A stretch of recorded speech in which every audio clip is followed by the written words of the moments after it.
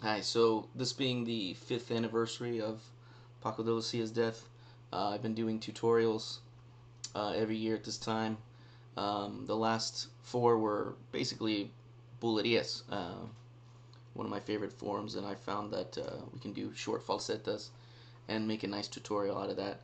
I'm going to do something different here. I did do a guitar trio with Paco tutorial before on Aspan. Aspan was the first piece that I ever heard the guitar trios. It was very inspiring for me. I might have heard, that was the first time I ever heard Paco de Lucia play. And the second time I heard him, I think I picked up Al Di Meola's record, Elegant Gypsy, and I heard the Mediterranean Sundance. And so I was very impressed with Paco de Lucia's sound, the picado and stuff, but when I was a kid I was playing with a guitar pick. So the third time I really listened to Paco de Lucia was the Friday Night in San Francisco record. And I got that several years after I heard Passion, Grace, and Fire. I remember thinking, I saw that it had Mediterranean Sundance, and I thought, well, I've already got that, I've already heard that song, so I didn't really need to hear a live version of it. But I was looking for new music to check out that I, wanted to add to my collection, and I picked up Friday Night in San Francisco. And that's the album that really impressed me, the sound of the flamenco guitar versus the steel string acoustic, and playing a good pick on a classical guitar like McLaughlin was doing. The sound of the picado that Paco was getting on that album was really impressive to me. I'd never heard the guitar played that way, and it was really this piece, Frevo Rascado, that impressed me the most, and it really forced me to go down the rabbit hole of learning flamenco guitar. So I would say this particular piece, more than any other, is what really got me into flamenco seriously. So I wanted to really investigate how to make that sound with my fingers and to play that fast.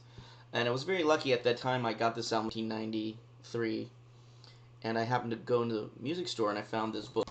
This is the Francisco transcription book. It says Artist Transcriptions, and I don't know who transcribed it. There's no indication of that. I certainly doubt they transcribed it themselves. They must have had somebody do it. It's very accurate, believe it or not. It's all standard notation, a lot of 30-second notes of the album, note for note. There's several errors, I all through high school and college, and I penned in anytime I noticed a mistake, I penciled that in. So I tried to learn Frevo from this book over the years and finally getting some video many years later and learning some real flamenco technique, I was able to correct a lot of errors. If you do happen to have this book, I'll just let you know there's a couple errors in here. There's some timing errors. But for the main part of the piece, it's okay. They write it in 4/4 with the half note being the foot tap at, they started at 90. What I used on the metronome here was 170. Double time it, but where the quarter note was 170, so that would be like 85, half note 85. So just 5 clicks slower than what they're doing here. I did notice the recording Friday night San Francisco, because there's a video of the Saturday night performances. The version is sped up a hair, and the pitch is a little sharp. So if you wanted to play along with it, you got to tune your guitar a little sharp. And they are playing a little bit slower than it sounds, just a little bit, you know. The real tempo, they move it up from 90 to about 99 or so on the recording, maybe 100 beats per minute, very fast. So that Picado that I detailed in the beginning, I'm going to show, and I can also show a little bit of what McLaughlin does on his solo. But for the most part, this tutorial is going to focus on the main body of the piece itself. Just what the piece is, Frevo is written by Egberto Gismonti. He's a Brazilian composer. Very unique artist. I would say, without getting into it about him, I investigated a little bit when I was a kid, and I found a bootleg recording in my father's studio. And I realized that he was an excellent piano player, and his guitar playing was very Brazilian style. I'm not a big fan of that compared to the flamenco style. They do a lot of very forceful tirando, which is really cool and really rhythmic and cool. And his guitar style is very modern, avant-garde. He does a lot of rhythmical things and out notes. But the piano playing is more classical, more tonal. And he doesn't go too crazy with the piano. And he does some really interesting left-hand figures against the right hand, very rhythmical. And he improvises on these pieces. I don't want to get into his music and go off on a tangent, but the definitive recording of this song, Frevo, I think, is his album Solo, where he's playing a solo piano piece. It's a really beautiful, long version, and it's completely different than what Paco de Lucia and John McLaughlin are doing. What they do is basically the A section of the piece, and they just make it like a chart that they can improvise on. And they play it a lot slower, too, so that Paco can do these 30-second notes and everything. Alright, so, but I would definitely check out that version, just so you have an idea of what this piece is about. Again, I know this is not flamenco and not everybody's cup of tea is the guitar trio. A lot of people criticize that it's a bunch of fast scales and things like that. But let's just say, number one, the rhythmical aspects of it are very sophisticated, and at least I consider it advanced. It's something to work towards. So rather than just writing it off as fast scales, if we focus on it more about the rhythmical aspects, there's a lot there to get your teeth into. And I think it helps anybody that's learning guitar, regardless if your style is flamenco or classical or whatever. This piece really gets at the heart, again, of the fusion concept of kind of classical jazz kind of mixed together. The classical part being the melodic arrangement and stuff like that. It's a really cool bass line figure. The Assad brothers did a version of the piano left and right hand parts as a guitar duet, which is really interesting. It's different than what Paco is doing with McLaughlin. What they do is they just play the melody, and then they accompany with chords. That's very different than what the piano's doing. And in some cases, I think they might have reharmonized the melody. I'm going to teach you first the melody, and then we'll look at the chords after that. And then third, we'll look at the improvisation a little bit. You know, I'll show that little part I got of Paco's, and then maybe something from McLaughlin, just to give you something to get your teeth into in terms of improvisation, if you're interested. Alright, so the melody really starts here, although they start the piece with this kind of trade-off avant-garde thing. They do this fast picado. I'll show you that.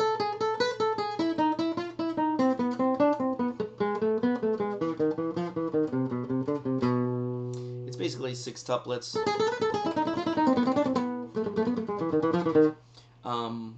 It's the E Phrygian scale with the sharp 7, the D sharp. And then they do some kind of trade-offs. It's just kind of like a avant-garde way to start the piece off. But they really get into it starting with what's really the last part of the melody, which is this descending sixths scale. They start there, and in the book they have the wrong meter. And the reason they have the wrong meter, if you have the book and you look ahead, you'll notice that they mistranscribed this part, which sounds like triplets, 1 2 3 1 2 3 1 2 3, but it's not. It's just syncopated eighth notes or 16th notes if you half time it. But groups, and in groups of 3, they changed the meter unnecessarily in the transcription, and therefore they got off a beat to a 5/4 measure in this nonsense. So it's really just straight 4/4 all the way through. There's no odd meter. McLaughlin and Paco add one little musical section, the little Picado tag is added, and I'll explain that too when I get to it. Okay, but let's just start with here, because that's where I believe the melody begins. One other thing is, if you read notation, they write it with no sharps and flats as if it's in A minor, which is okay. It's a typical jazz thing to do.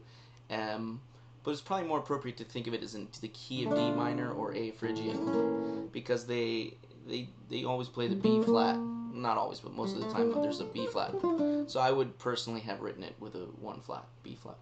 But it's just something to think about if you're into that kind of thing. But it starts on an A minor chord, actually.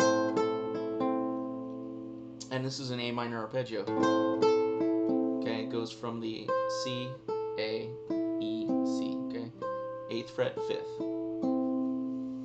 And then there's a harmonic change here, and the melody goes to D.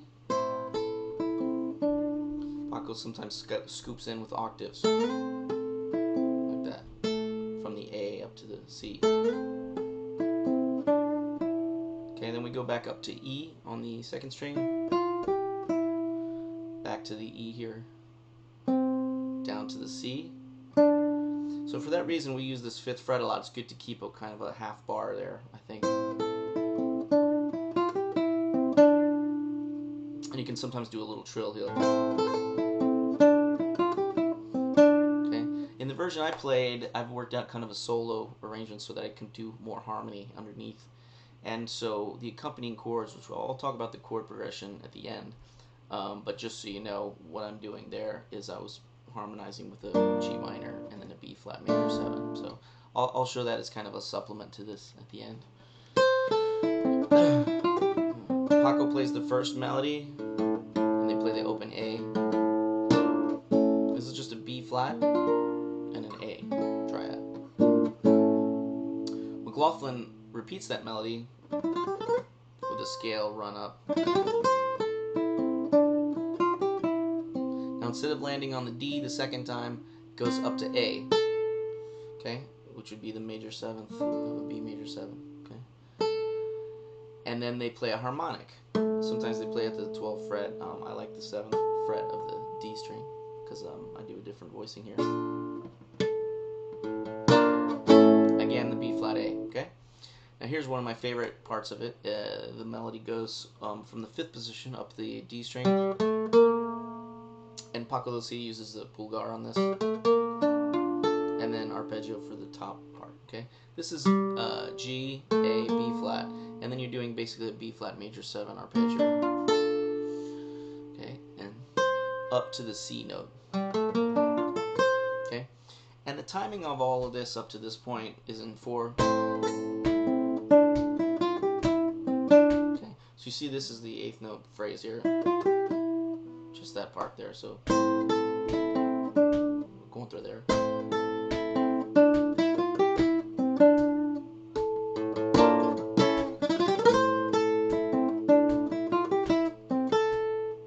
Okay, this one is a contra. This is a pickup note to this beat. Now here we do a pull off, like a trill.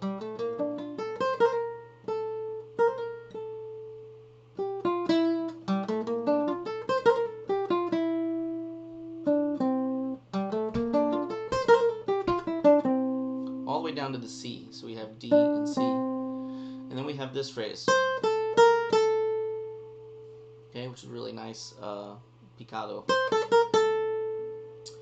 Now here is an A major arpeggio and it's kind of done skipping intervals like this. Okay, which is really nice. So it goes from the C sharp to an E, down sixth, up to A, down to C sharp, up to E, A. Okay, so one more time. This part.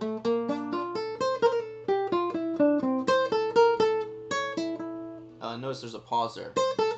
Pause, and then. Okay, and the last note is C sharp here, sorry. Now coming down the pinky, we land on F, natural. This is on the 8th fret of the 5th string. Now this chord here looks like a F6. You might think of like an A minor chord with a C in the bass. So it's basically a D minor with the F in the bass. That's what we're doing here. Okay.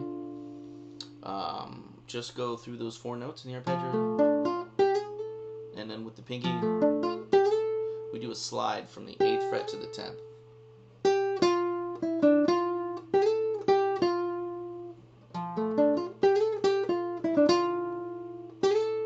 Back with the pinky, 8th fret to the 6th fret, and then we have this 5th fret and 7th fret, and the last note is the 6th fret. Now here's kind of interesting. Paco does a half bar here. This is a B chord actually, with the A in the bass and the 11th kind of open there to B flat. You can also think of it as just a chromatic step down from B to B flat like this. If you want to do that, that's fine too. Okay. Now in the rhythm here, these are all straight 8th notes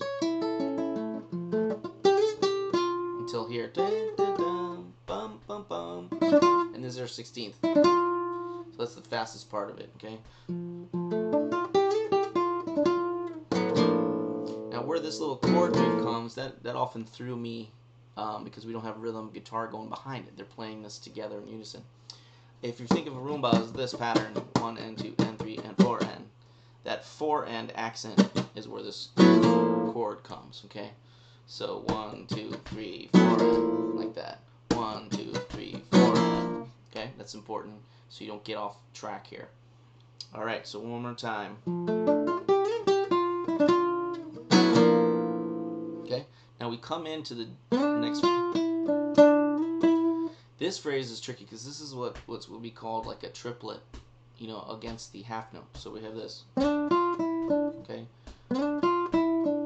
So it's a little bit syncopated here. Okay, so like a crochet triplet, you know, in this phrase. Instead of doing 8th notes, he's doing.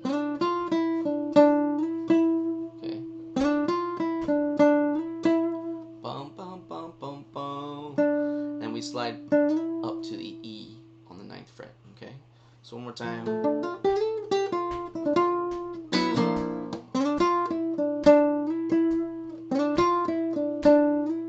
So this is really a pickup note for this downbeat where the triplet lands. Okay?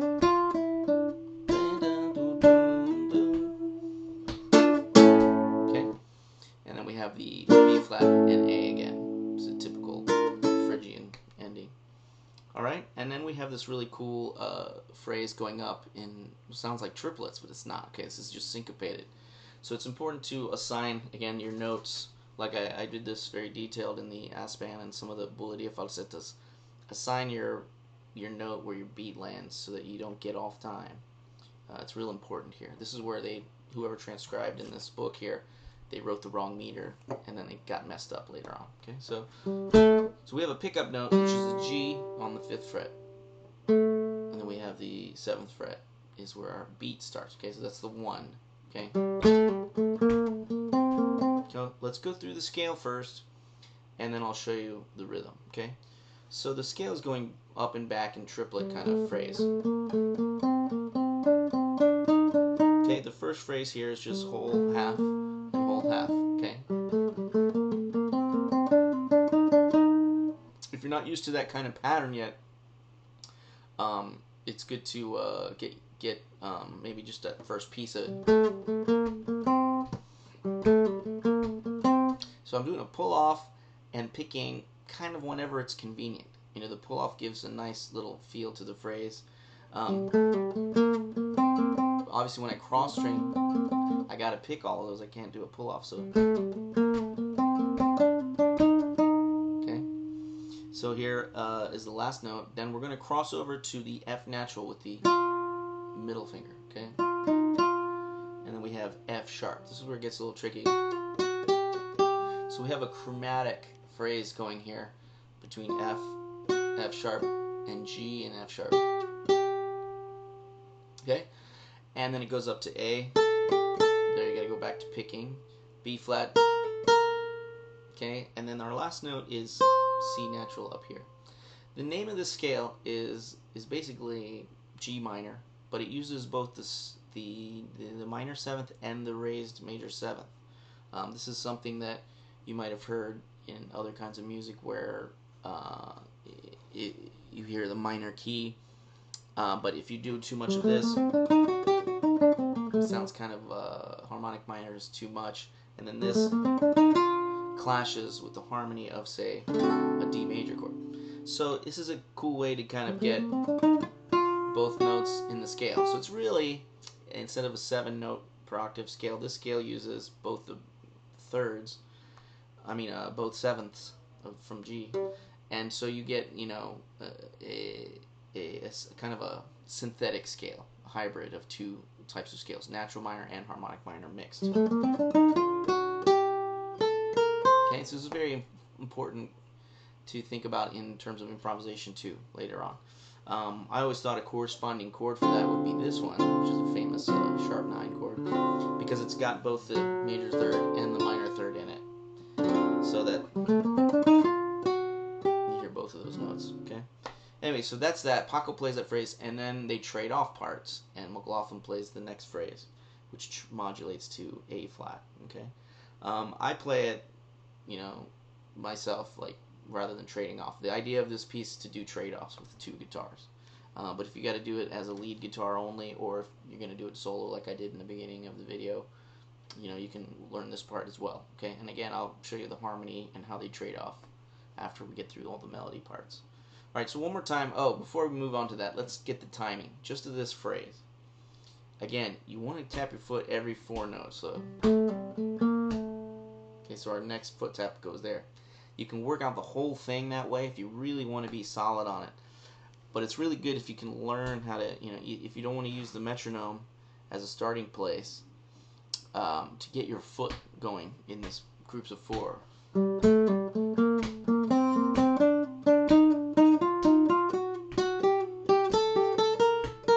Okay?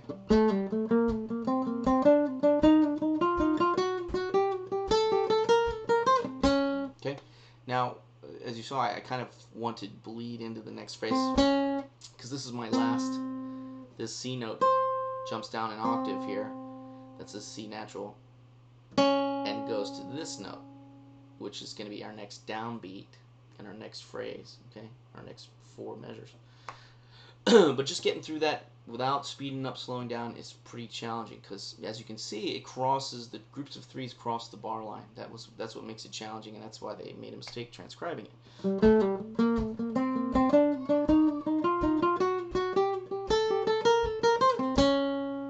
Okay, so that's something to really work on with your foot and with the metronome, so you can get that together.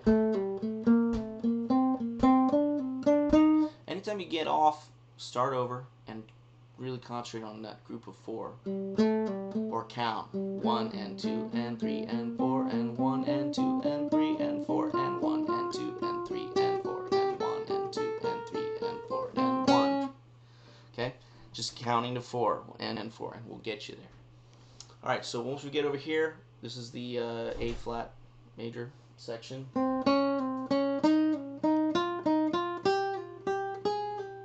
Okay, so all that is the same pattern going now between the 2nd string and the 1st string in A flat. 2nd fret, 4th fret, then we cross over, then we have the 3rd fret, G, then A flat. This is it. Okay, now here is where it gets a little tricky, it gets a little syncopated. At least I'm I'm playing what McLaughlin plays. I'm not sure if it's 100% exactly what the piano is doing, but I learned this from watching McLaughlin play this part. He gets up to the B flat and slides up to C natural, okay? Okay, now once you slide up, then we have this little walking sixth, but because the slide up makes the syncopation happen so that the low note is on the upbeat, and the high note is on the beat, okay? So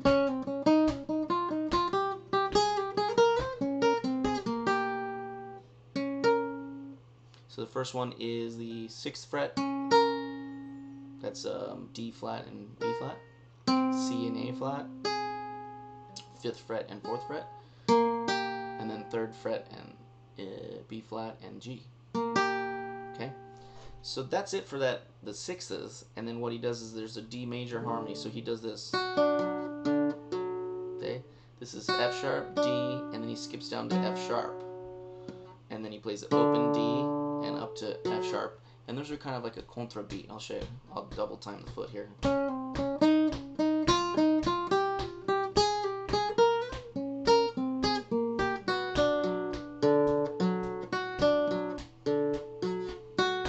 So I feel the beat here on the D. Okay, and then we get back to another ascending phrase. Okay.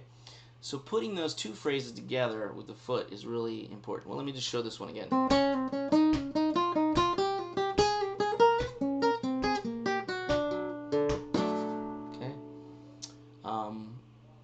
With the foot again, this is a tricky phrase because it has that syncopation. All right. So once you get through that D chord there, then we go back to this. Now here the scale changes. Okay. So started off the same as the other one, the G minor, but we're going to change the D natural here to a D flat. Okay, that's the only difference for those two strings at least, and then it changes as we get higher. Okay, so once we're done with those two strings, when we cross over, we have E natural. Now this is where it gets a little bit tricky, and this always kind of threw me off until I focused real close on the left hand fingering, because we go from E natural to E flat, and then we're going to go to an F natural. Okay, so this is tricky.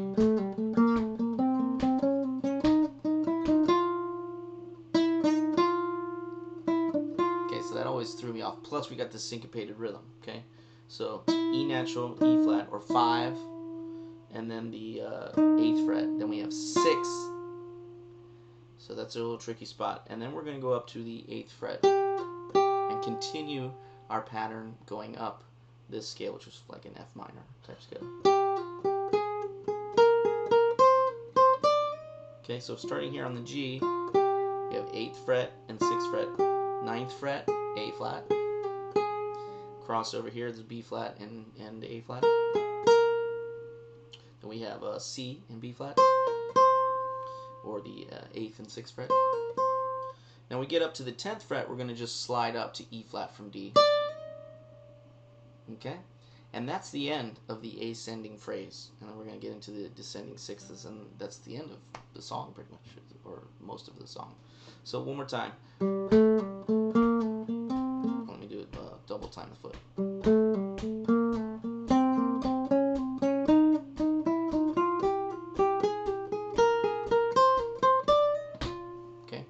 Time now with the halftime foot.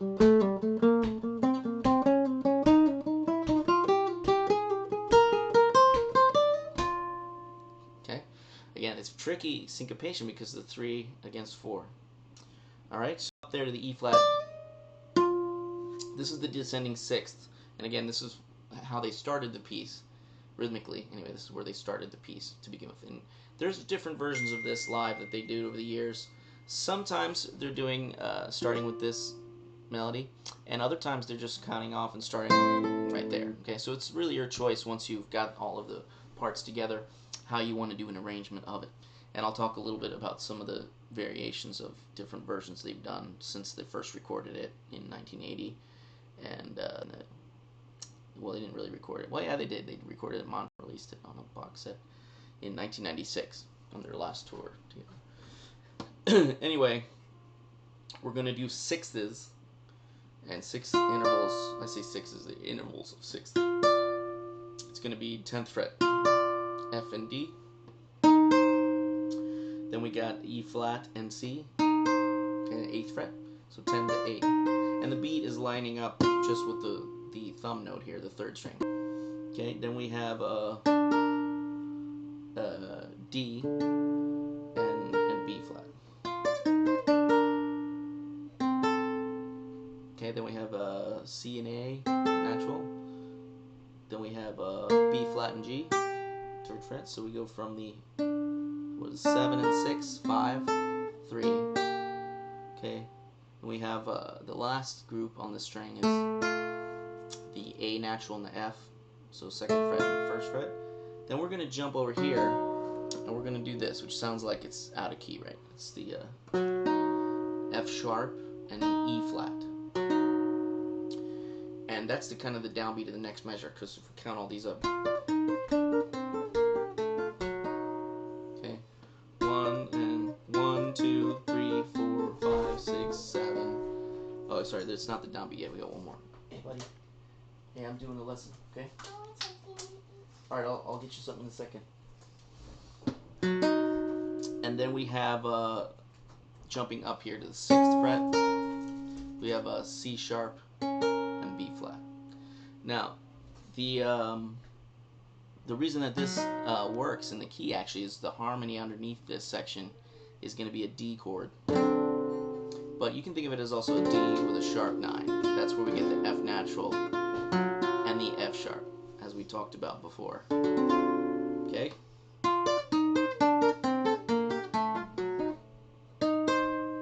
Oh, sorry, it jumps up here. My mistake. From this one, we're going to jump up to E flat and C. So we get that's still part of this D harmony, and there's a flat 9 as part of the scale.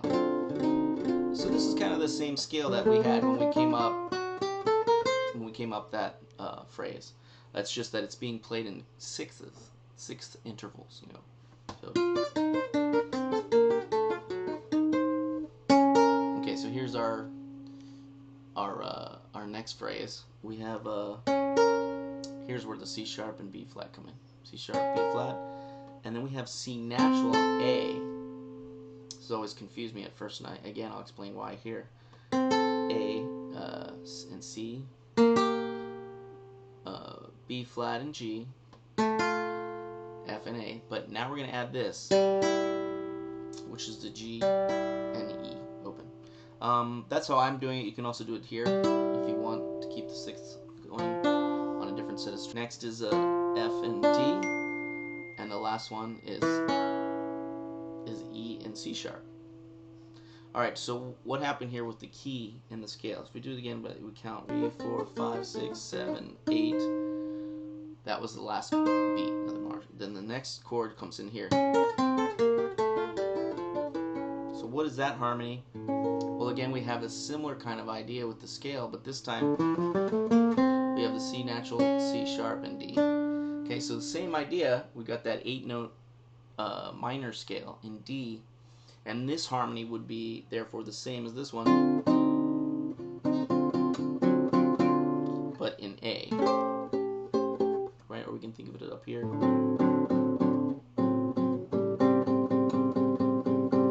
With the B flat. Okay, so it's like a B flat chord with the 7, with the flat 9, and the sharp 9. Flat 9, sharp 9. They're both in there. Okay, so that's what that scale is, and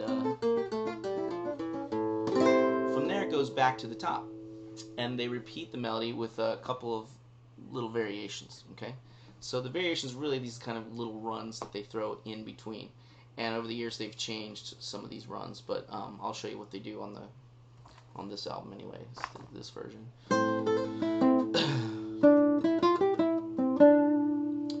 The first one is this. That's how Paco was fingering it. C sharp, D, E, G. And back down. And he slides up, okay? I'm pretty sure that this is probably McLaughlin's idea because he likes this scale that we talked about in S-bound, which is a very characteristic Shakti scale that he uses.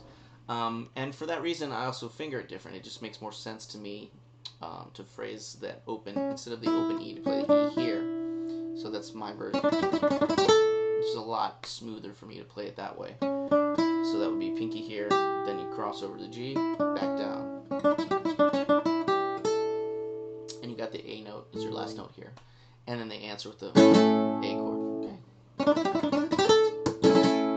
Just so you know, harmonically where that lands is on the B flat chord when they do that little phrase between the melodic parts, okay? Then McLaughlin does his. Okay? And then they play this in unison. This is kind of a weird synthetic scale. They play B flat and A flat. Okay, that would be like a B flat 7 harmony. But they also do E flat here, okay? Which is kind of interesting. And then they just do a bit of a chromatic thing here on the 3rd string. So they're playing C, B natural, B flat, okay? And then they skip down to G and stop on F, okay? That scale it's a very weird scale to have a B natural in there mixed with your B flat and your A flat. So I just think of this as kind of a synthetic kind of scale pattern. It's just something to rhythmically get from point A to point B. Okay? So they resolve the F to the E note here. And then that's where this would occur again. So in my mind I'm hearing that harmony. But they don't play it. They play this in unison. There's no chord, okay? So then we have this phrase again.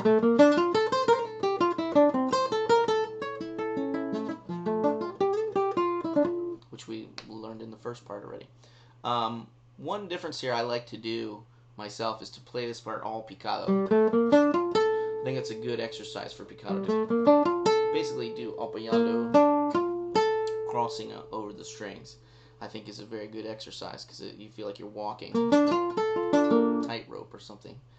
Versus this, which Paco does, which is a thumb mixed with arpeggio. But I'll leave that as your choice.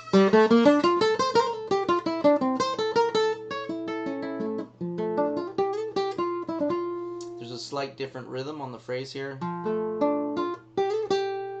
that they incorporated at some point, and I've adapted it myself. So they do a slide up and back quick, so that changes the rhythm a little bit.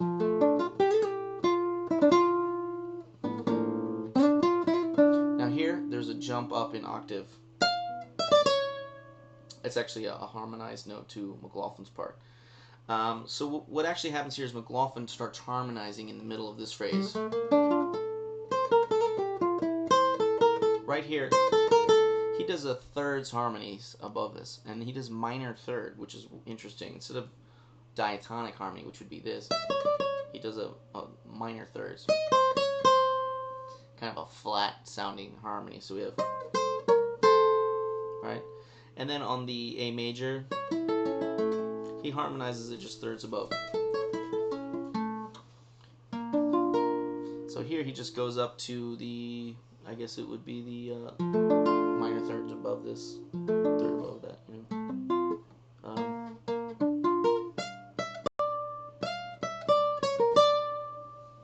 Okay, and that would be F. So this is a B flat arpeggio. Okay.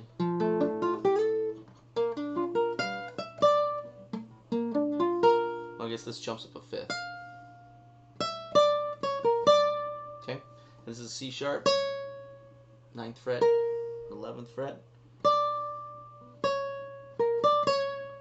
Okay, and then he does, when Paco does this B flat, B natural, B flat, we're doing it up here like this, that D chord shape up here at the 11th fret. Right, and we do this. Okay, way up to A. So up to the 17th fret, and then 15, 13, 12. Okay, and he does B flat to A. All the way up here. Okay, so that's McLaughlin harmonizing Paco's part. Alright, and then we have the tag. Now this part is not part of the original composition of Egberto Gismonti. They added this part for fun, and it's pretty cool to play. Basically we go through these chords: A minor 7, G minor 7, and B flat. We can do those in this position. Paco plays the B flat major 7 here. Again, I'm going to talk about the different voicings that you can use for the harmony for the song. But I prefer to come up and do the B flat major 7 here in the 6th position. And because of the next phrase is, again, a kind of a hybrid arpeggio. Okay? And you can play this either with pulgar, like this. This is the 6th fret, 6th position. I'm playing a C. Oh, sorry, it moves up to the 7th fret after this, so we move up 1 fret to the 7th position. This is C on the 8th fret, E underneath, G on the 10th fret. Then we have B flat, D flat, and then F sharp and B. Okay, so what's happening here harmonically is we're moving from a C7, which is this chord, a C7, you can also finger it this way, right? This is a very simple way to do it. Okay, to what is basically the upper structure of a B major 7. So it's like C7, B major 7. It's a very interesting harmony. And we have this enharmonic thing happening here between what would be a B flat, B sharp, which is, you know, that's where we get the very unique sound of the harmony. Because you can really think of this as an A sharp, not a B flat. Okay, and that's why that works out like that. So we have these, and then we come down in this same rhythm as this part. That's the rumba pattern. Okay, 3 chords in the rumba pattern. Oh, and this note starts after the beat, so 1. Okay, now this chord here is really interesting. This is what's called quarto harmony. Quarto with a Q, like fourths. Okay, these are A, D, G, and C. Stacked fourths is what this is called. With an A bass. Then we have it the same chord here, the 5th fret, which is G, C, F, and B flat. And then here's a great flamenco chord. We have F and B flat, E and A. Okay, so I'm doing that with the A bass. So, and again, those come on the rumba accents real clear. All right. Now they do a modification of that same arpeggio idea. This time they use a C augmented. That would be, let's see, here's the C, 8th fret, 7th fret, 6th fret. You can bar that if you want at the 6th fret. Okay, so that's an augmented C chord, C augmented. Then they do a minor 9th or a minor 7th, B minor 7th. So I move from 6th position to 7th like this. Okay. Okay. Now because we're going to have to get into picado here, the first phrase I can do all pulgar like this. If you want, just pulgar. But this one you got to change to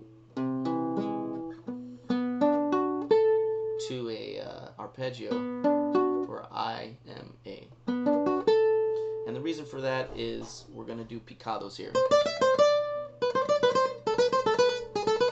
Okay, so to get into that we got to be in position with right hand. Of course, if you play with a pick, you know, it's a different story. But anyway, that's how Paco's doing it.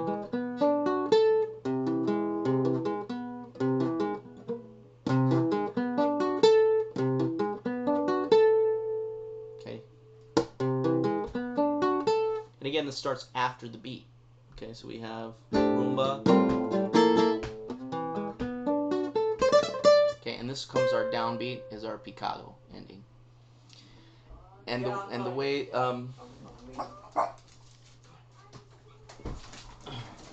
the way we do the Picado ending, I tend to lead with my index finger here. Some people lead with the middle finger. Paco tends to lead with his middle finger. It's up to you. But what has to happen before that, whatever finger you use for this last note, it's got to be not the one you want to lead the Picado with, because you don't want to use the same finger twice. That's the main thing about it. Whichever one you use, it's up to you. Okay. One other thing is I don't really like this augmented shape here. I mean, it works just fine, but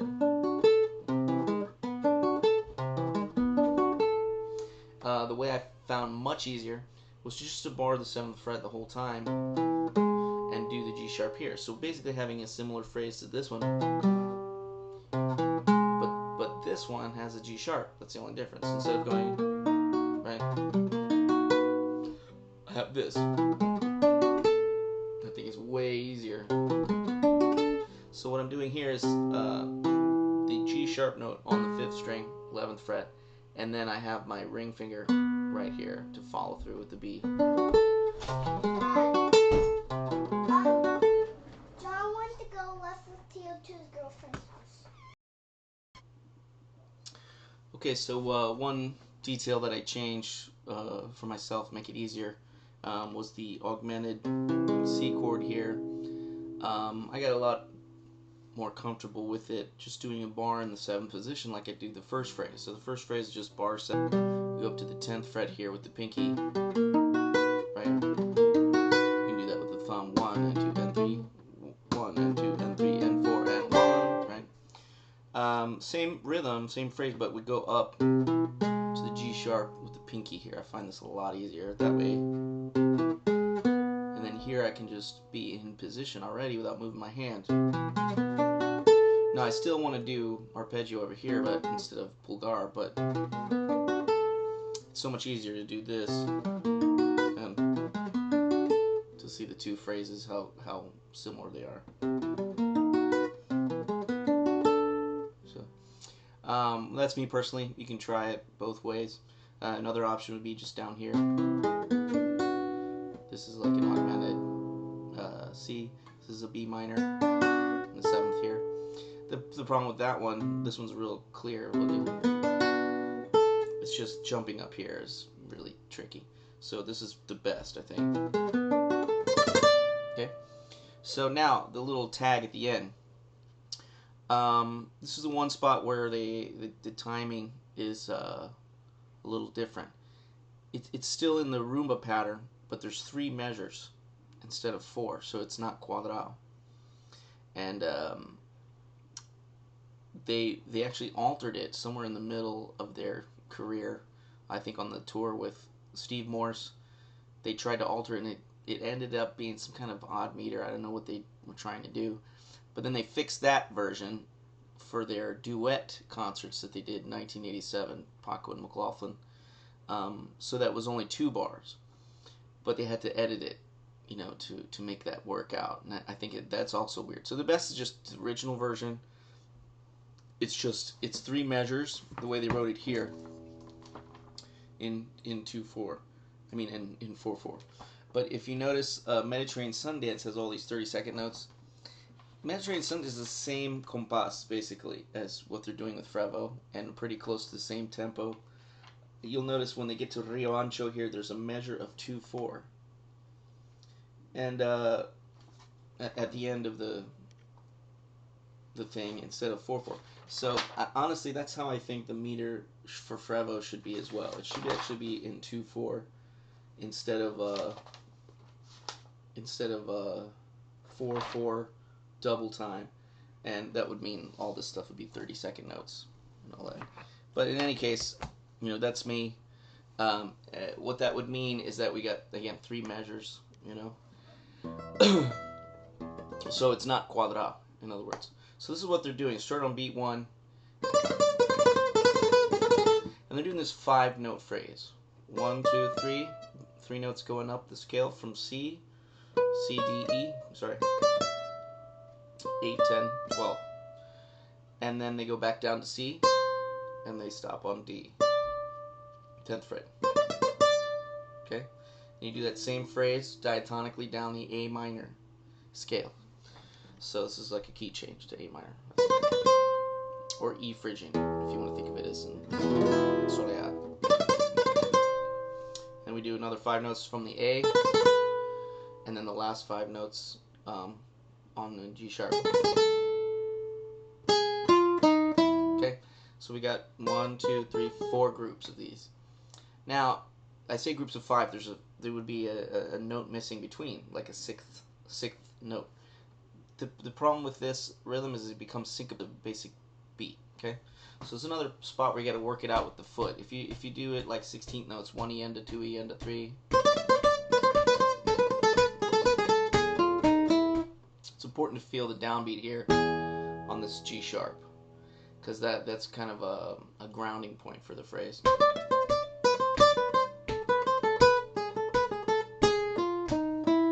It's another spot where they had that written wrong they put the rest in the wrong spot in this book here. It's got fixed in the middle somewhere, the correct version in the middle. Just remember, it's groups of 5 notes. That's what you got to practice. 1, 2, 3, 4, 5. 1, 2, 3, 4, 5. But you got to feel where the beats land.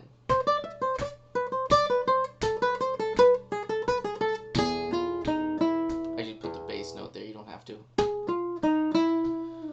And then there's like a rajeo on the second beat of the measures there. So, or beat 3, like tango. So.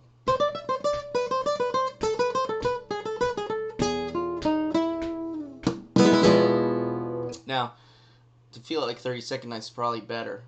So you just feel every other beat. Okay, so doing like this. Let's see.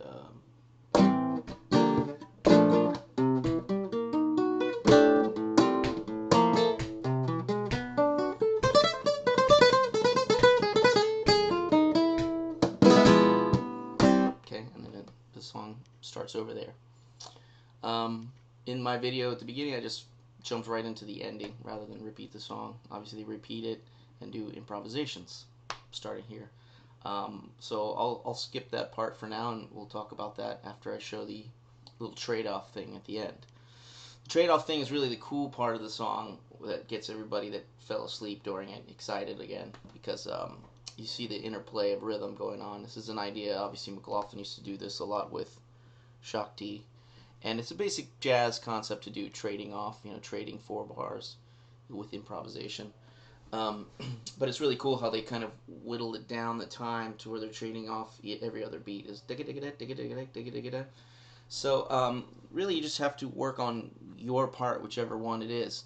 What I did in my video here, just kind of like as a solo version, is I play the same phrase but an octave, 2 octaves lower on the 6th string. So I'm doing trading between the 6th and the 1st string, which is it's kind of goofy, but gets you the idea of how the rhythm is supposed to work with this phrase. Okay, so one more time this phrase.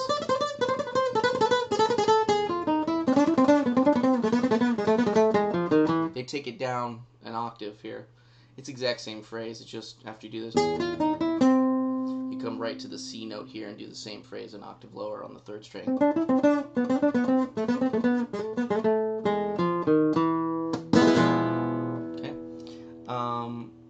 And they do that, like, I think Paco plays first. He does the 1st string, and McLaughlin does the octave lower. And then they do that whole thing again together in unison. I just did it once in my video in the beginning. And then Paco leads the trade-offs. He plays this phrase. Okay? That will also throw me because there's an extra note, or a doubled note. So the G sharp gets played twice.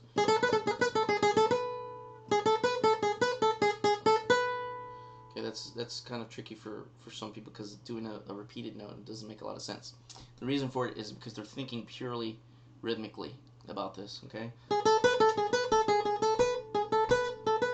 Okay, so again with the foot. So there's like da-da-dum, da-da-dum, da-da-dum. Think of these galloping rhythms. McLaughlin answers that on B and D.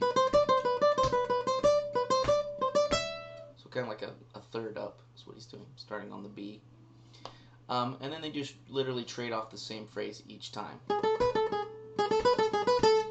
McLaughlin repeats it. Da da da da da da da. Ba ba bum ba ba bum. Da da da da da da.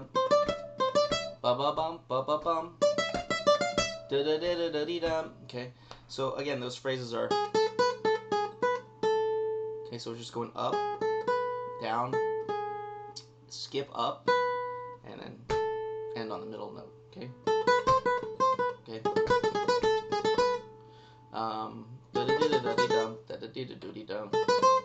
These are just three going up.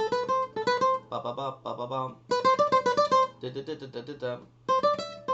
Ba ba bum ba ba bum. This one's up on the 10th fret. Da da da da da da. Now this last one, you want to get your pinky up here. For me, like I've always felt more comfortable just going ahead and reaching up with my ring. But if you know, it's really supposed to be with the pinky. And of course, if you got a cutaway, it's no problem.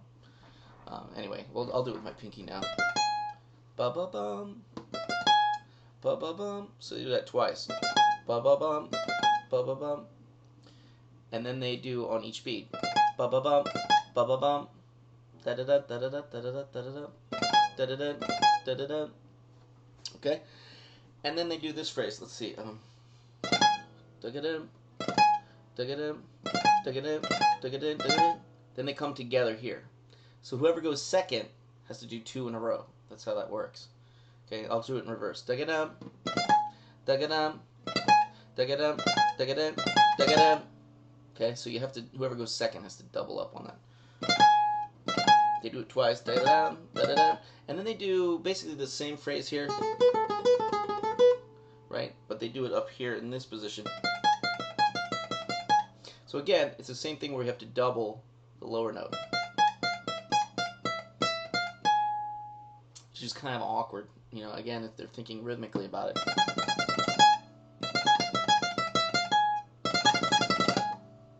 Okay. Okay, just do that same phrase again down here. Exact same one you started with. But, you know, with the double G sharp. The ending is just C, B, A. And then they end with a minor 9, like this. Okay. So those are really fun to do if you got another person to do it with. If you don't, you can see what I was doing in the video I was just doing. Just kind of mimicking it on the bass notes. Just doing a legato.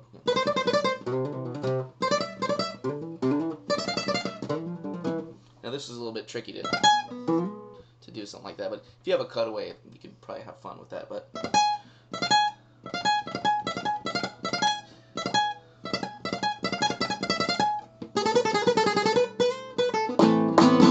okay, and in subsequent versions, McLaughlin played around with that, doing a harmony up here, you know, that kind of thing, harmonizing with Paco. But anyway, that's it. That's the whole tune. And now let's just talk about the chords that harmonize with it.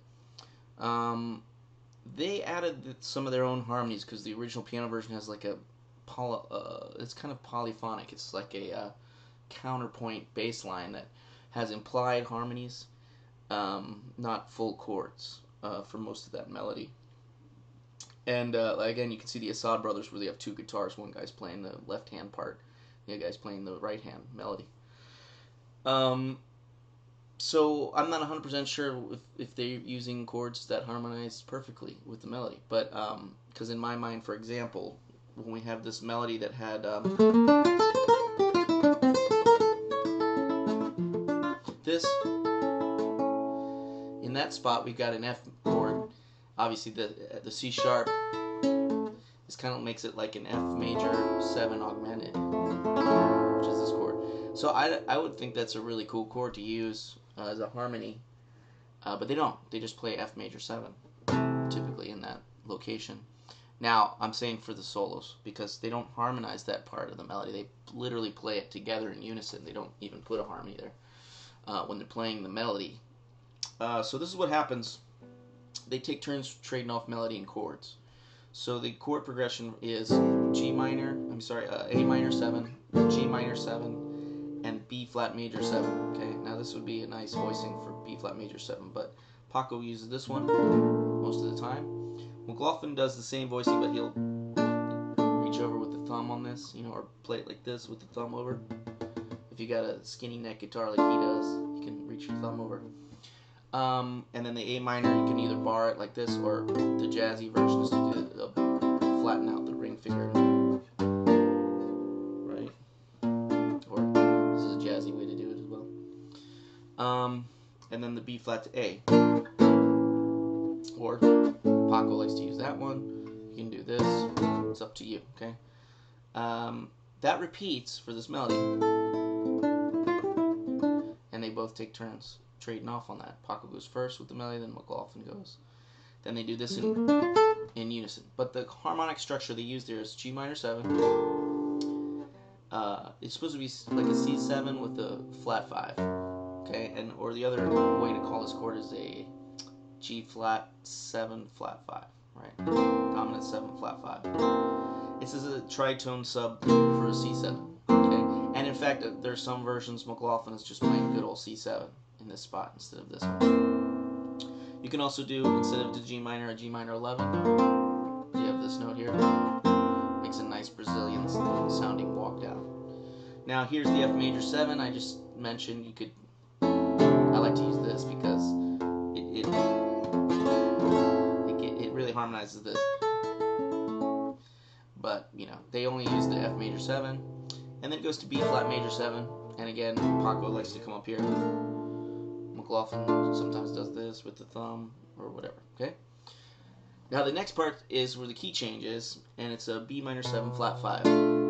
That's this chord. And then melodically what happens to this part, the piano, I like to hear an E7. I have seen McLaughlin use this as a passing chord after the B minor 7 flat 5 for 2 composites on this.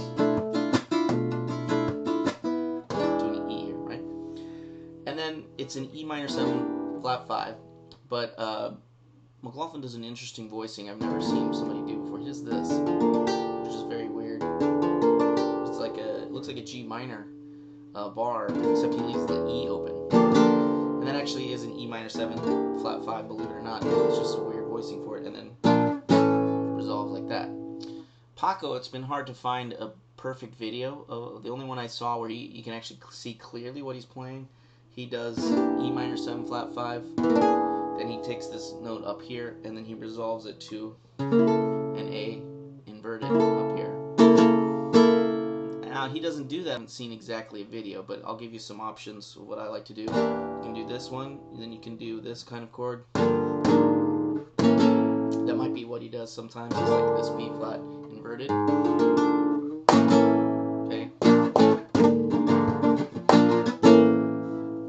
Okay, another one I like to do that I didn't see them do, instead of this chord, to just play this, which is a B7 flat 5. It works perfectly as a substitute for this, that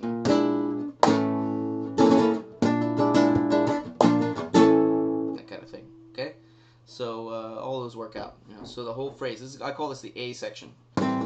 Play once rumba, and again, you can use open chords for these, but the thing about it is that when they're doing the strumming, instead of like when we do rumba, sometimes we can do a full ringing chord like this.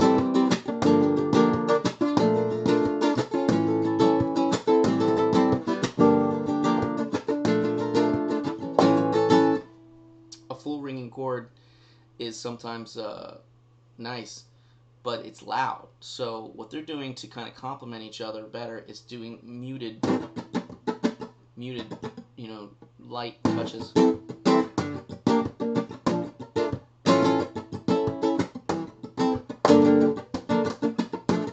So the right hand can keep going, but you're letting go of the left hand chord. Yeah, the voicing Paco likes to use after the B flat major, I forgot, this is very interesting too. He just drops these fingers down fret and a set of strings. So he does the B flat major 7, and then he does this, which, believe it or not, is an A7 chord with the F in it. Okay, the flat 13, we call it. And then he just leaves it off so that sounds has that resolved sound. There's another version of that. But it's interesting because the voicing of it is like this, and then so it looks almost like the same chord moving down, but he's dropping these guys down a set of strings.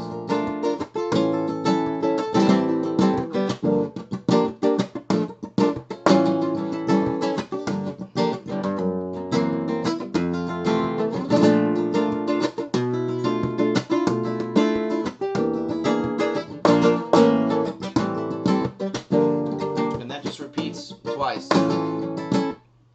It repeats twice when they do the solos. If you were going to harmonize the melody that they play, they don't repeat the melody, they just do it once. So the A section only happens once, and then they go into... So just think about that. If you're going to harmonize the melody, you just do it once. If you're going to harmonize, what they do in the song for the solos, they do that part twice. So A section twice. Now the B section is where it gets really interesting, and this is where we get into the jazzy concept of soloing over changes, okay? That beginning part, well, again, I'll talk about some of the different solo ideas, and I'll show you what Paco was doing in that one lick that I showed in the beginning. But let's go through the B section. B section is A minor 7 flat 5, D7 flat 9, and G minor 9. Paco likes to use this voicing. You know, it looks pretty easy to play. You just got to be careful if you want to play the A bass string, it's cool.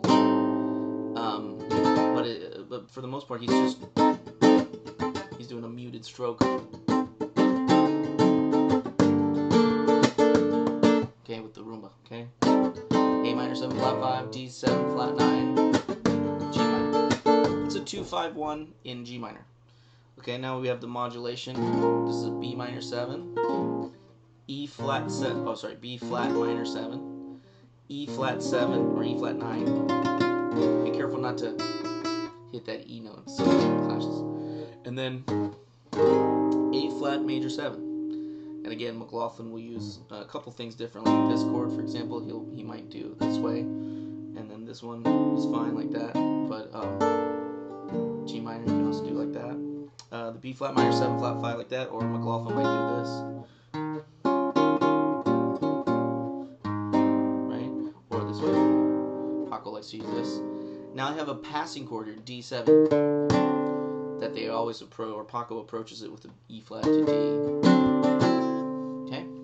So that's the, and again, a 2-5-1, but in A flat major. B flat minor 7 is the 2 chord, E flat 9 is the 5 chord, and A flat major is the 1. So A flat major. This is a passing chord, D7 actually pulls to G minor. But what it plays instead of G minor is, again, the G minor 7 flat 5. So basically a modulation of that first part of the B section in G minor, but in F minor. Right? It's the exact same progression, F minor. Okay, but as you can see, we're getting way far away from the key that we started with, D minor or A Phrygian. And then that turnaround is kind of weird for me because they play this D7, C sharp 7, and then back to the top. The reason it's weird for me is because this corresponds melodically. Well, I didn't actually talk about the melody, how it fit those chords. The B section, that's the end of the B section with this C sharp chord, and it goes back to the A section again. The A minor 7 flat 5 to start off the B section harmonizes this, which makes perfect sense. It's a G minor scale that we talked about. And then the next part is the 2-5-1 and A flat. It makes sense for this. And then we have our D chord here. So all that makes perfect sense harmonically. Then we have the 2-5-1, and that's this climbing. Here again we have our F natural minor and harmonic minor. So that makes sense too. F minor. Okay, until we get to the end here, which is a D natural to E flat. Then we have this descending sixth melody. Now that works over the D harmony. I already told you it could be D with the flat 9. D7 is fine. But then the C sharp harmony is kind of weird because they're playing this melodically, if you remember.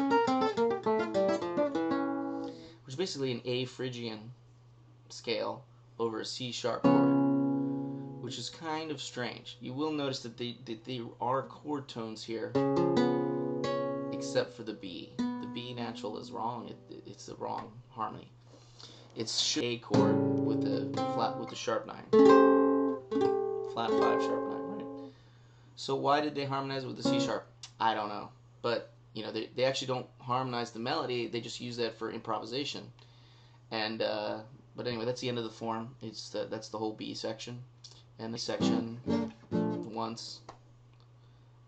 One time through the A section, and we'll include the G minor, this thing.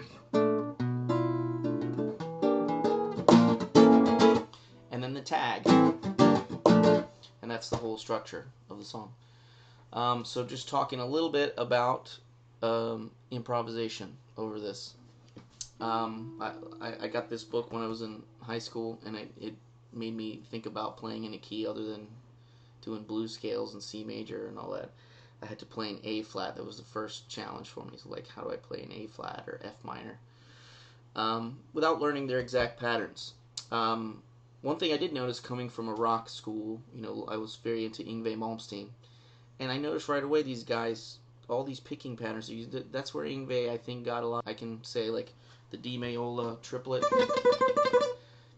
Right from, you know, Yngwie was big on that. Paul Gilbert was another guy who used this 3-note patterns that D Mayola does all the time. Yngwie does this 6-note. Let's see if I can.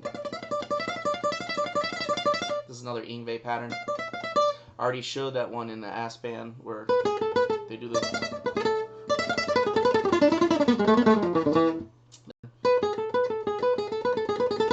That's a McLaughlin pattern that Yngwie stole. Another one was I had to do this Viking song with you know, this one is Paco's stuff. Paco uses these 4-note groupings. He always does these groups of 4, and that, you know, McLaughlin didn't do that, and D Mayola doesn't do that. That's Paco's lick, you know. And then the descending third up a second. I worked really hard on that when I was into the Yngwie stuff, and I realized I think he stole this from Paco de Lucia. This Paco's lick all over the place, and that's the thing I showed in the beginning of the video. It's the tail end of his first improvised solo. I think it's really impressive. This thing really got me into flamenco, just hearing Paco's sound that he was making when he was improvising, doing picado. Just using your fingers and playing as fast as he was and as clean and rhythmical, really blew my mind.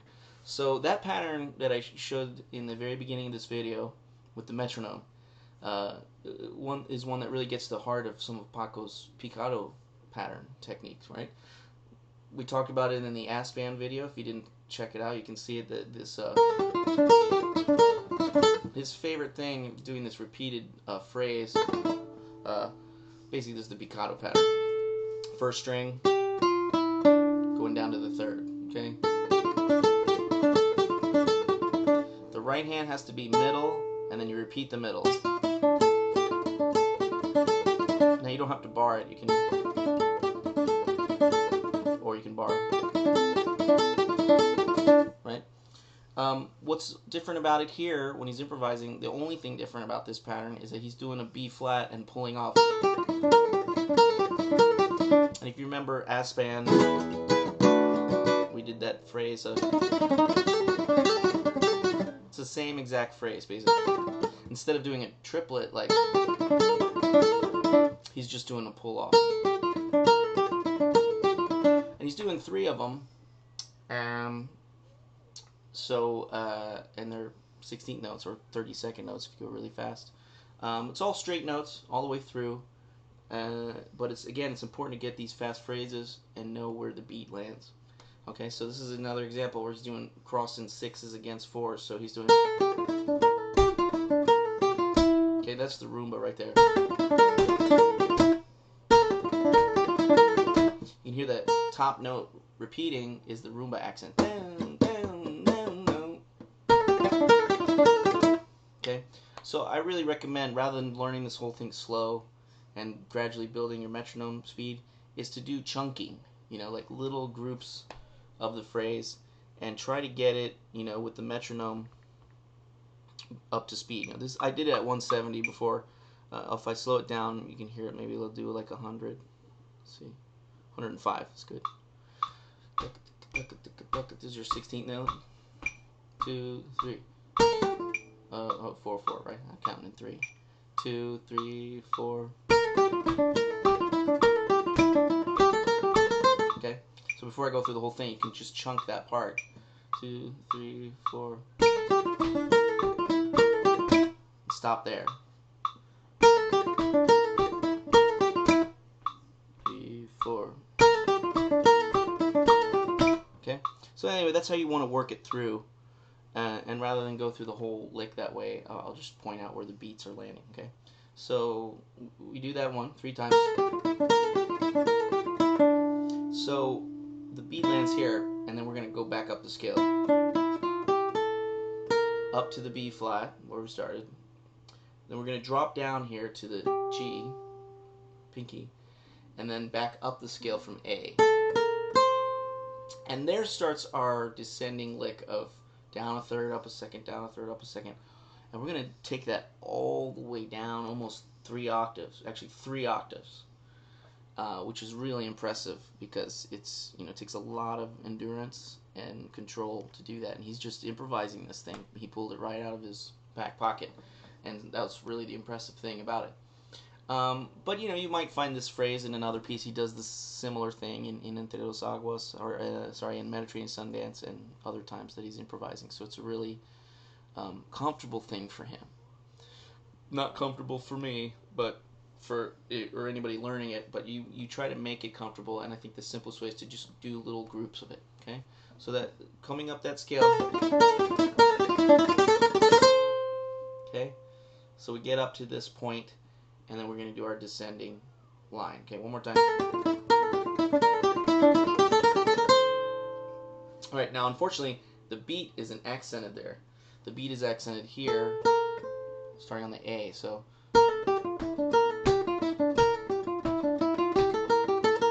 Okay.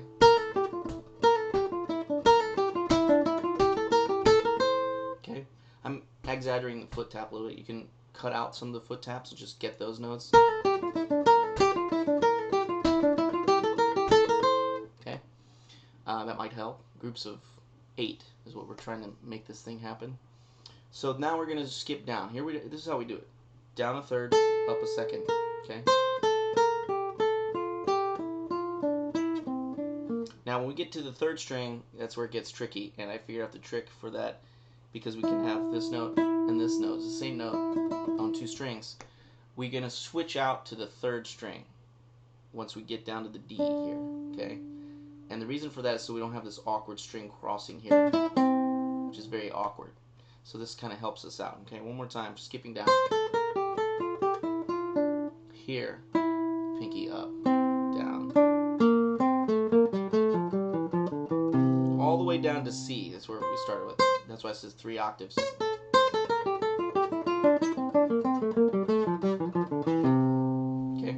And that's the end of the skipping down a third and up a second lick. We'll do it one more time real slow, and then with the beat going on.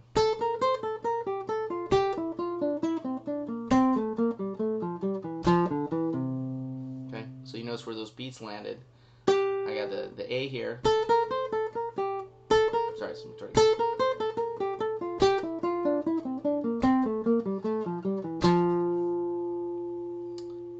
There's the last one.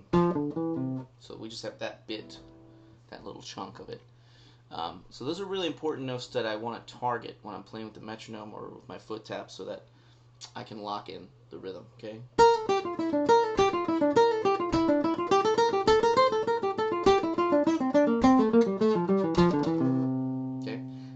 here, I'm going to go back up to the D, but here I'm just going to run all the way up the scale, up to the B flat. And that in itself is a big, when I heard this the first time I was a kid, I was like, wow, you can just zip through the scales like it's nothing. And this is a great one to practice for that reason. Okay, this is just a D minor, 1 flat, B flat, that's it. So one more time, coming all the way down and then back up like this.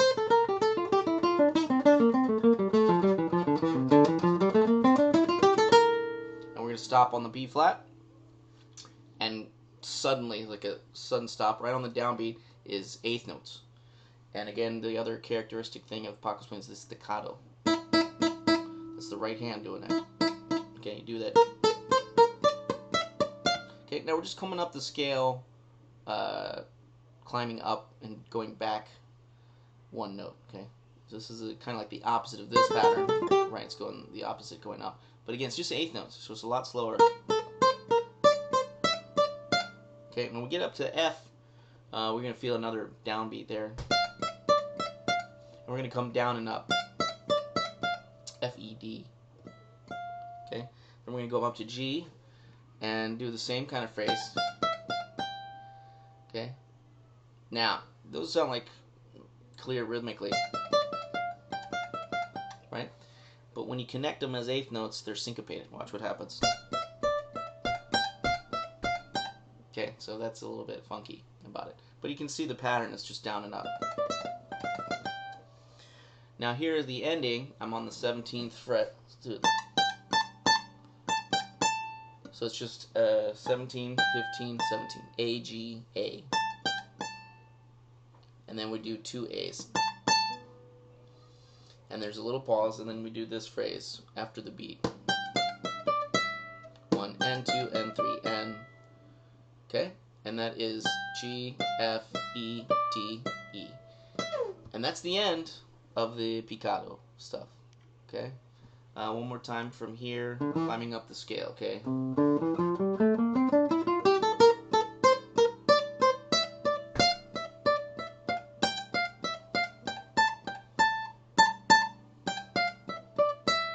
Okay, and all those I play real staccato and punchy. That's a really cool thing about the end of the phrase here. And then he jumps to good old tangos, Escovilla. I mean, Escovilla. Alzapua. Alzapua. Okay, so...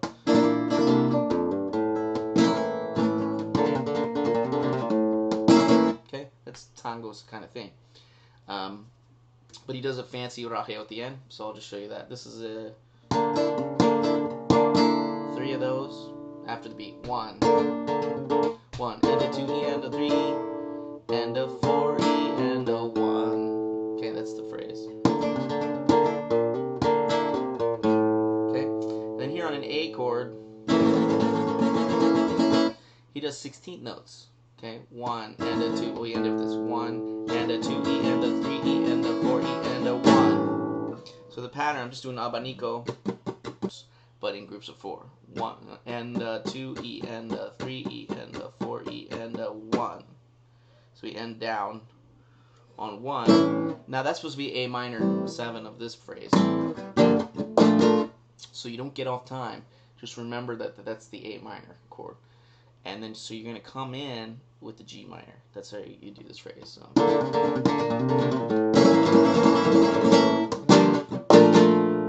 It's like, okay, and then that's the end pretty much. Back to that part.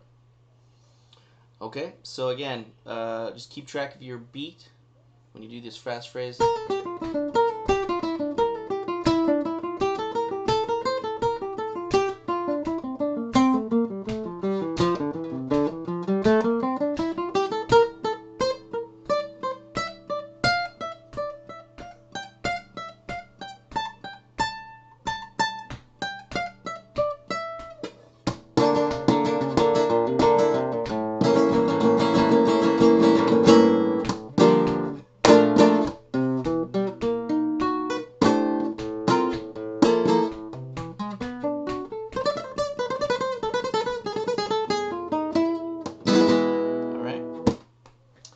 And that pretty much covers it. You can check out the different versions of this tune. They recorded it first in 1980 on San Francisco. They did a tour in 81 in Germany. You can see a video of it there. They did another tour with Steve Morse. There's no video of that, I think, or there's maybe a really bad bootleg of it. And that's where they changed the form a little bit. You'll notice if you learn some improvisational parts that depending on who goes first when it comes to the trade-offs, you're playing on a different section than somebody else. Than your partner if you're doing trade-offs, and that's significant. So, for example, soloing over the F minor part, for example, versus playing over the G minor part becomes significant. So, and they took turns starting. So, on the first tour, Paco went second. I think McLaughlin soloed first. Then on the next tour, Paco soloed first. That changed the whole concept of the trade-offs and everything. I think in the tour in '87 when they just Paco and McLaughlin went on tour, they went back to the original concept of McLaughlin starting it off. And then in 1996 when they reunited the trio, they went back to the second version, which was that Paco goes first with the solo. And again, that little tag, they did kind of a shortened version of it to cut it down to just 2 measures at some point. But then in 1996 they abandoned that and went back to the original version that they were doing. Let's see. One other detail was there was a version of it where Paco was, I think by accident, when he was doing this, instead of this chord, instead of the B flat, he played F major 7, and McLaughlin was playing B flat, so they'd have a clash there. I think Paco was just making a mistake, but he repeated it every time, so he thought it was that chord. I think he just forgot that it was they had settled on B flat for that harmony.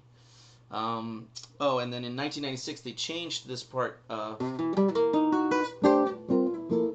They changed that first arpeggio to this, which is interesting. So they went from a C7 to a B flat major 7 instead of the B major 7. That's pretty different. So they did that instead. Okay. So if you happen to cross the video in 1996, that's what they did. They just changed that one part of it. Paco also did some different voicings, like he did this. It's weird. But for the most part, they stuck to the concept, at least the structure of it. In 1987, there was a slow version. They played like at 86 beats per minute, about the speed I was doing in my first video, which is more humanly possible speed for me. And McLaughlin just takes off doing really fast sixes at that tempo.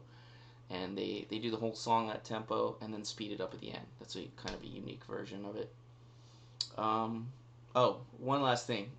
This is a Paco tutorial, but I wanted to show McLaughlin's little lick. Okay, so one little McLaughlin passage that I pulled from the book here. I think I changed a little. It's hard to hear his guitar in the recording. The original recording, it's not very good audio. And that guitar he's using, the Ovation, is pretty junky, especially in the trebles. But I know a lot about McLaughlin's kind of ideas about harmony and scales and how they fit. So I've basically come up with this version. I think it's pretty close to what his intent was. This goes over when they're doing the trade-offs and trading fours, over the very tricky G minor 7 flat 5, C 7 flat 9, F minor 9. Okay, so this is a long run. Starts on B2, and he's doing basically over the G chord here a B flat melodic minor. So that would be B flat C, B flat, and he does his favorite skip up to F, E flat F G, skip up to B flat, A natural, okay, up to C, A natural, B flat C. Then here's where it changes a little bit. He's got E natural, and then E flat, and then we have C and D flat on the D string, and then we do this little chromatic E flat, E natural, F. Again, so we're going to F minor, and this is the same thing we saw before, where we have both the minor 7 and the major 7 in the scale. Sorry, repeat that. Then we have a G, A flat, B flat on the second string. Repeat that. Okay, so Right there it gets a little bit more fun, picking wise. Again, he's playing with a pick, but if you start on a down pick and just alternate. I usually start with the index finger and do this kind of phrase.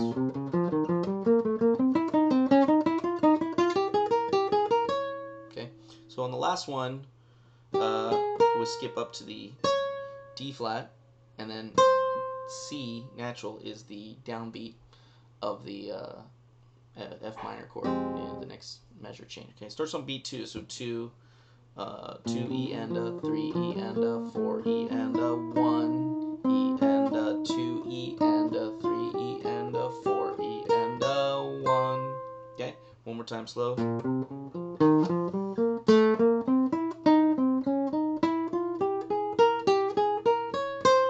Okay, we get here. This is a way to get through the F minor. You might have recognized this melody from Guardian Angel.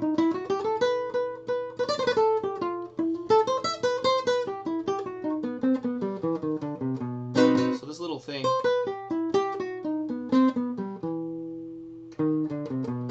coming from Guardian Angel, this is what he's doing at a much, much, much faster tempo. Okay, and he's doing it in F minor instead of E minor. So it's F minor triad. Then he comes back up to the A flat, down to G. This is a C major triad. Okay. Then here he switches positions down here. I believe he goes D flat to C, G minor. So he's basically doing an arpeggio. Okay, in F minor, going back and forth between F minor and C major.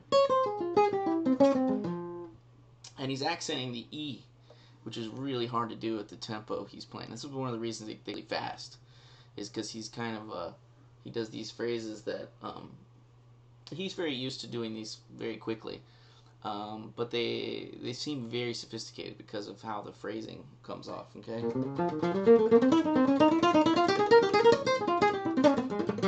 Okay. Is A flat G, E flat F. And that ends on the and of 4, I believe. So if we count, this is 1, 1E and a 2E and a 3E and a 4E and then the 1 is left blank, the next measure. 1 and 2 and 3 and 4 and 1, and that's the last of the phrase there. He comes up from G, A flat, B flat, C, D flat, E flat, E natural. Here we come again with the minor 7 and the major 7. And end on F. Now, getting in and out of these phrases when you're trading fours, you got to practice doing your compás. Okay, so this melody that Paco did before comes in the phrase. I'll show you where. So if this is the A section, repeated at the end. We just have the 2 chords, and then this is where Paco starts. Okay, that long phrase I just detailed starts there on the B flat harmony, right on the downbeat.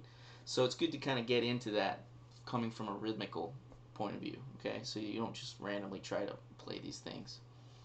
So for the McLaughlin phrase, I'm doing it from the A flat change. 1.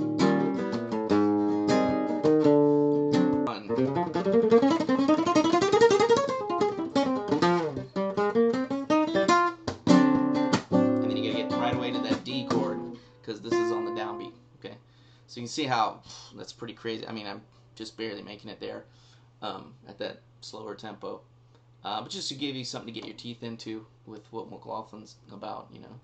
Obviously, most of us like Paco and what he's doing a little bit better, but I think it's really interesting to compare and contrast. Paco likes to do also in his improvisation F sharp in that A section a lot. So that would make this like an augmented. The B flat sounds kind of augmented when you play that.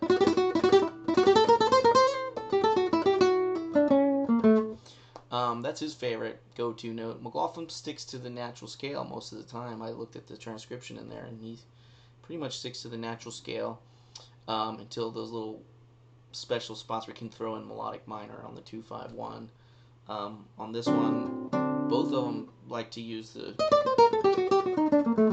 G harmonic minor over the D chord at the end. And then on the C sharp chord, it's another interesting one. McLaughlin did one spot at least here where he did, which works really nice, a D melodic minor. That'd be like super Locrian, they call it. But Paco sticks to G minor, natural, like he does some phrase like that in G minor, something like that. So he's just doing G minor and F sharp minor, basically, were those last two chords. Oh, one little detail I forgot was during that long,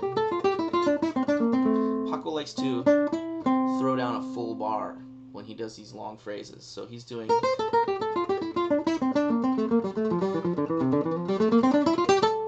and then let it go.